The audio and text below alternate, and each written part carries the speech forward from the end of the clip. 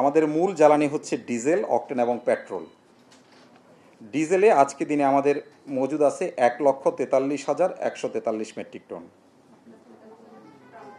1,43,143 metric ton.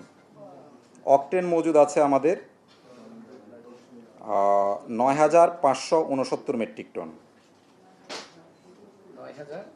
569 metric ton. Petrol মজুদ আছে 16,812 metric ton. Should I repeat? Okay, fine. এটা হচ্ছে আমার আজকের দিনের মজুদ। কিন্তু আমার পাইপলাইনটা আপনারা প্রশ্ন করলে হয়তো আমি বলতে পারবো, আমার পাইপলাইন ইজ অ্যাভেলেবেল। ঠিক আছে? যেমন ধরুন, আমি গতকালকে আমার দুটো জাহাজের থেকে খালাস হয়েছে 54,000 মেট্রিক টন, সেটা হয়ে এটা দাঁড়িয়েছে। ফলে এটা কিন্তু রেগুলার ইন্টারভেলেই আমার হচ্ছে। হ্যাঁ, আমার জাহাজগুলো নিয়মিত আসছে এবং সেটা খালাস হয়ে প্রতিদিনেরটা আমার যুক্ত হচ্ছে। সেজন্যই আমি আপনাদেরকে বলেছি যে আমাদের আসলে এই মুহূর্তে কোনো সংকট নেই।